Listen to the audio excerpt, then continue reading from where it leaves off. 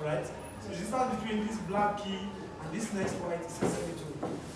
But the distance between this and this is not a semitone, that's a whole tone or tone. Some books will say full tone, some will say whole. Of course, they mean the same thing. And then some will just say tone. And then semitone. Of course, semi means half, right? Yeah, so like half tone. Of course, this is it as half tone. Alright? So, the distance between C and D in this context is a full tone, or a tone, or a whole tone, whichever one. Alright, so we can picture the concept of tone and semitones as, say, one step and then two steps. What I mean is this. Look at from C to this black note right here. Just like one step, right? One step, so that gives us a semitone. Just for the purpose of understanding. And then the distance from C to D, of course, you must have passed through this and then this. That gives us two steps. Alright? So that's whole tone. You understand? So that means the distance between E and F, even if they are white keys, is still a semitone. Alright? Because there's no black key between them. And then after that, you still have C there. So same thing happens between B and C. Alright? It's a semitone. And then the distance between, say, let's say, this black note right here. Alright? No. Okay, this one here. This here and F. What is it? That will be a tone. Alright? So it was one. Alright. So that's everything we talk about tone and semitone. So let's use the pitch of a note by a semitone. So that means that before, then we applied a flat sign. And then we said the flat does what? It reduces. So this note, this musical note here, initially was just A, but because we have applied the flat sign, it now becomes this. It's like moving it backwards. Do you understand? Yes. Now, alternatively, if we had a sharp, alright, I'm trying to explain this. This, increases the pitch by a semitone. So this is our natural A here. But since we have introduced this to give us A sharp, so we know to play with this. You get? Just movement by semitones. And then natural sign. What this does is to restore the original pitch of a note. This is what I mean. This is what it does. Let's say we have A, B flat.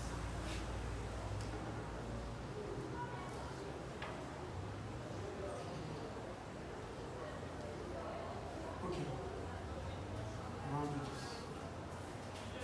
Okay, this is A. This is A flat, right? And then this is C, and then back to A. But then this flat here affects every other A that you beat. After this one. This A flat here. This is C, but then we have A again. So this A is not a natural A. It's this effect of this flat is still on this. And so this is still A flat. You get? But then when you cross the bar line, if I have this will be a natural A. Reason is that this bar line has nullified the effect of this flat. Alright? So for me to restore this is A flat here. So for me to restore the originality of this note, I need to introduce a natural sign. Which now tells us that, the effect of this natural sign now kills the effect of this flat. You understand? Same way, let's say we have G sharp, F, another G. This G here you are seeing is a G sharp. Because there's a sharp sign that is already working on the G's. But this is a natural G, I hope you know. So, for me to nullify the effect of this sharp on this G note, I need to bring in a natural sign. It tells me that this G is not a natural G. I hope we get. Yes, sir. Does it work the same way for the flat sense? I explained flat first now. I first want to explain flat before moving to sharp. The same thing happens. This is A flat right here. So, and then this is another A. So this A is actually an A flat. So for me to cancel the effect of that flat or of that accidental, I need to introduce a natural. So here now I have natural A. So if I sing this would be like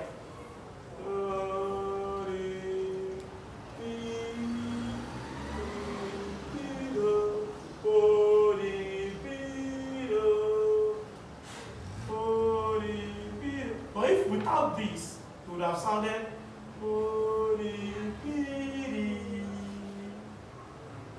you get it? But because I've now introduced this to give us a natural A, I now have you get it? So the same thing happens here. Alright. Okay, it's been illustrated in the book. So, just same way with the I'm on page 15 now. Okay, I already explained tones, I'll send it to you. So let's look at 16. Scales and key signatures. The scale and key signature of C, G, D, and F. Alright.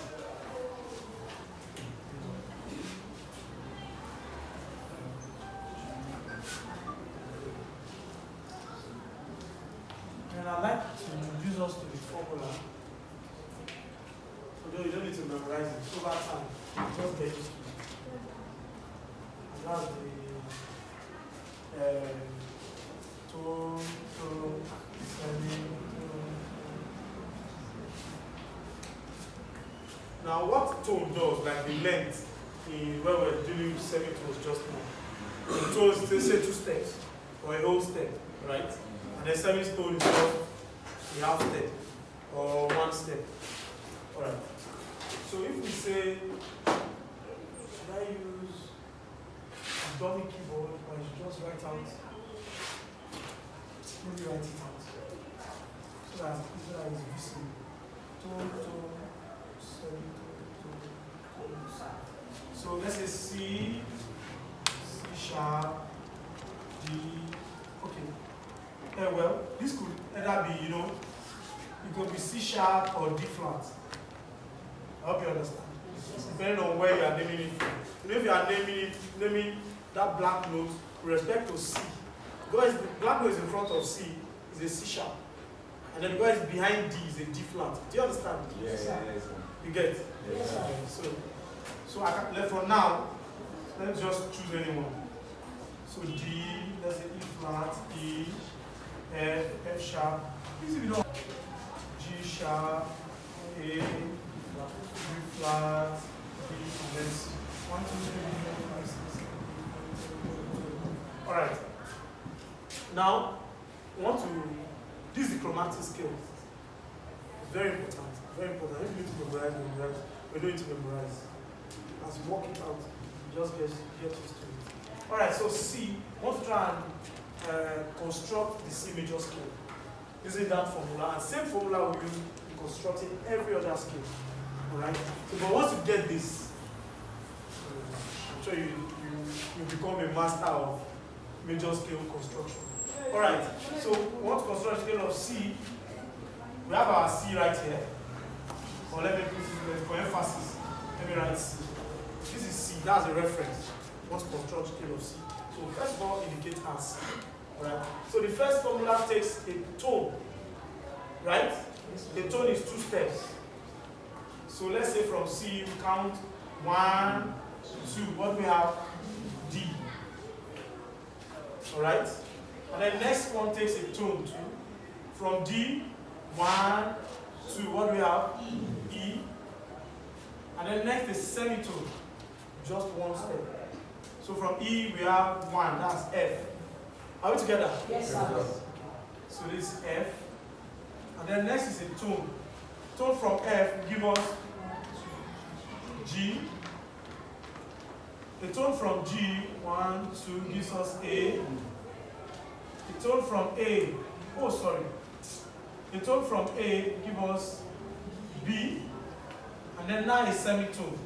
From B gives us C. You can see how the scale is being built. So this is G, right? G.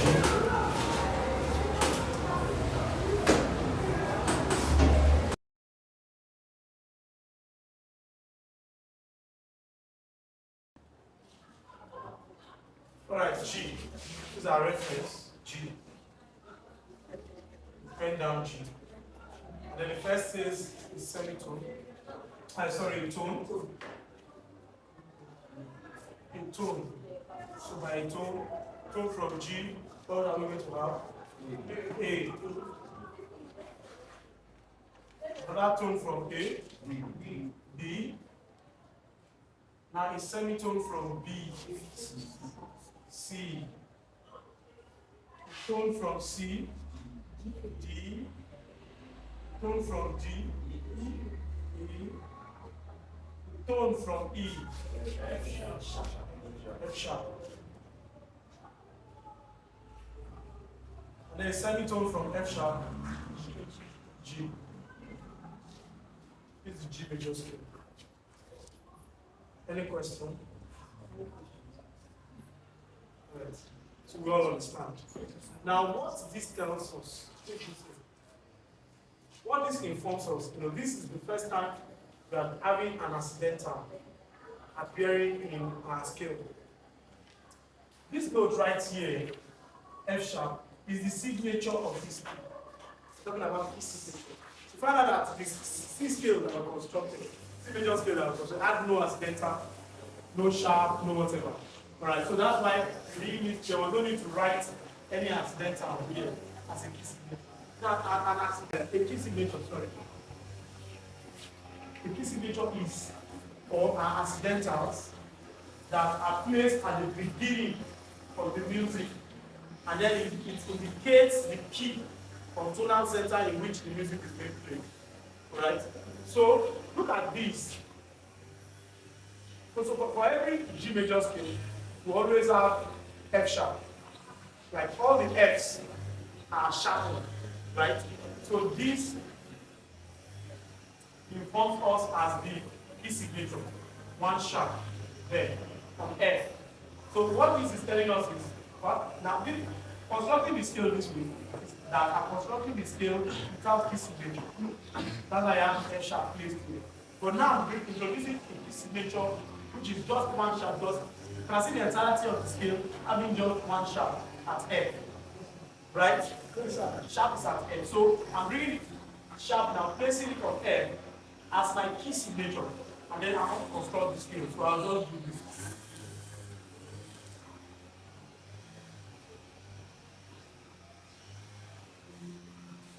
The reason is that there's no need for me to put sharp sign here again, since there's already a sharp sign.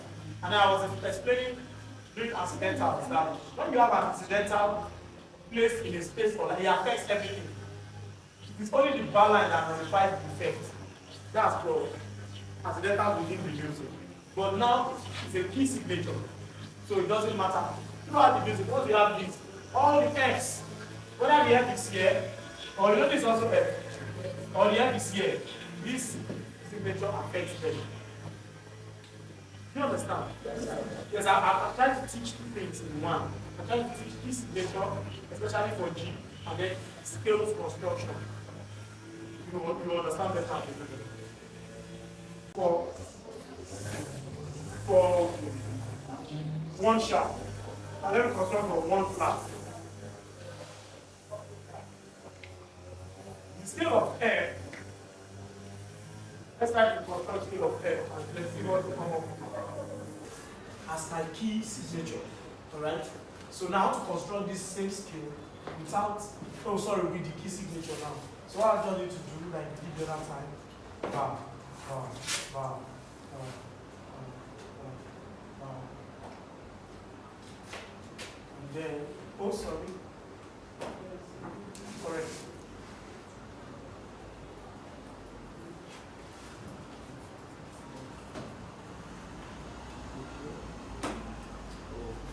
You know why?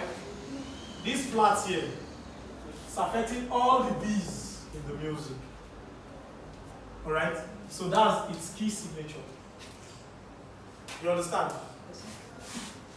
I pray you do. So let's copy now, let's construct now.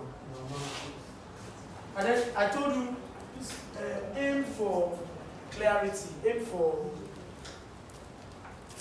beautiful written music, beautifully written. D major. You have the formula. Tone, 7.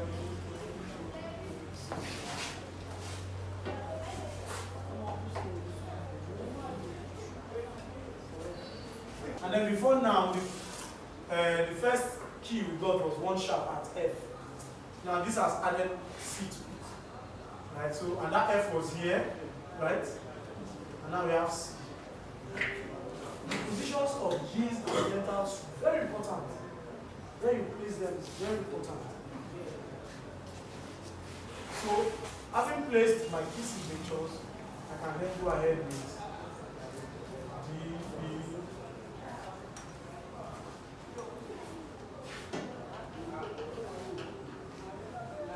Like that. You understand? Yes. So, you've been equipped with the skill of scale construction. And so I'll move on to page 19, cancelling accidental. I've explained that before. So just take it as an exercise.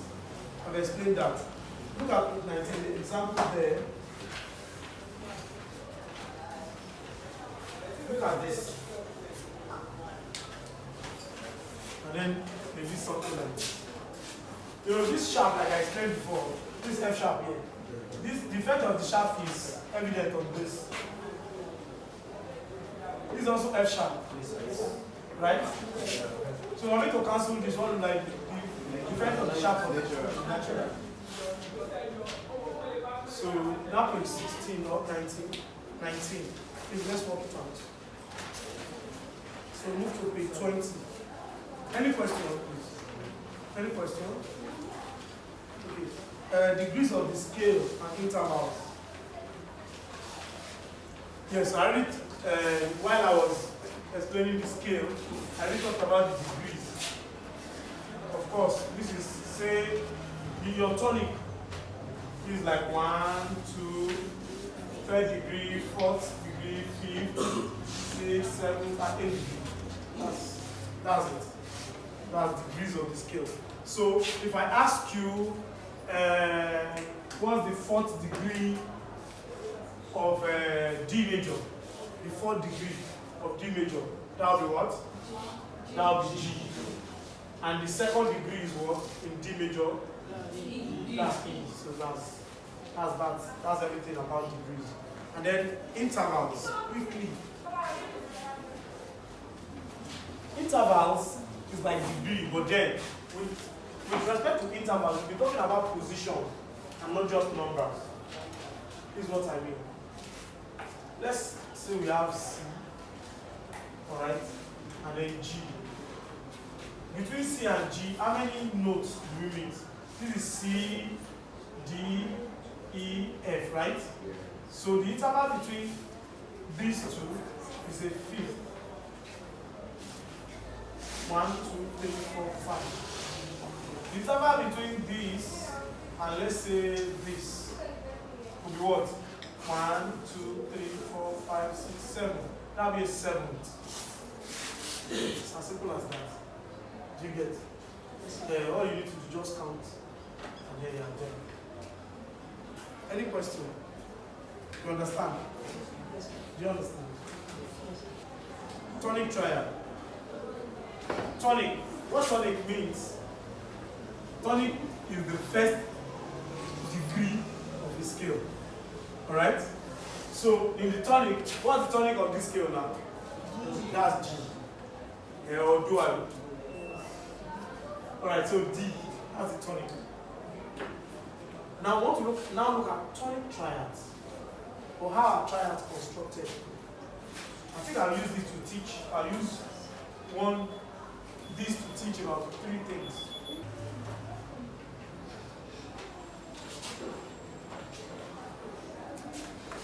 Sometimes, of course, perhaps when you are singing or you are playing a solo instrument and you have a piano player, by your side, play some form of accompaniment. You find out that what they play more than 2 notes at a time. There are 2 or more notes at a time. That gives harmonic basis to whatever song you are singing. Am I correct? Yes. So it is what they play are called chords. Alright, so chords are 2 or more notes that are played at the same time. Right? 2 or more notes that are played. You can possibly play a note, in succession, one after the other. That makes a melody. Right? Play one note after the other, melody. But then you can now play 2 or more together. That won't be a melody anymore. That harmony. Right? Or what's called an instrument called chords.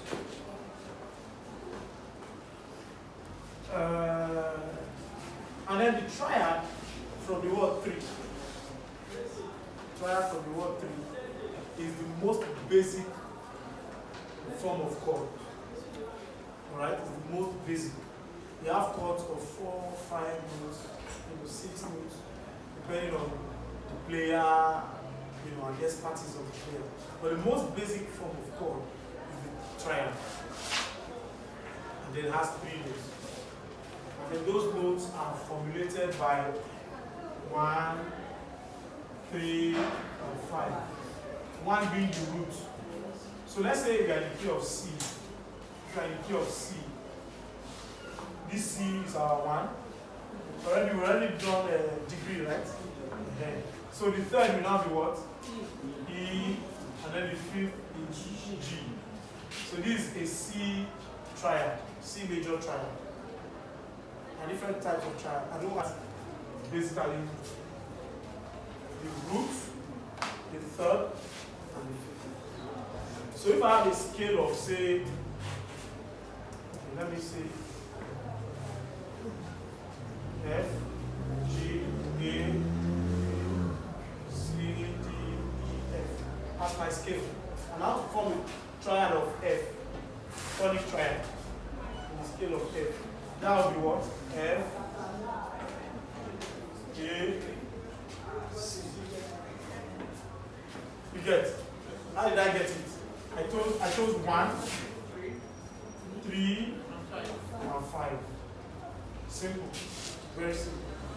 I'm sure so far, everything we've been discussing on rudiments and all of those is more or less like quantitative aptitude and all of those stuff, right? So it's very easy. It's very easy. So that's everything we need to know about tonic triads. Here, they are just trying to make us get used to triad at least at a basic level. The same thing happens to the key of G. If I'm to construct a tonic triad in the key of G, I'll take 1. What's 1 in the key of G? That will be G. What is 3? B. And then 5. D. This is my tonic triad in the key of G. Alright?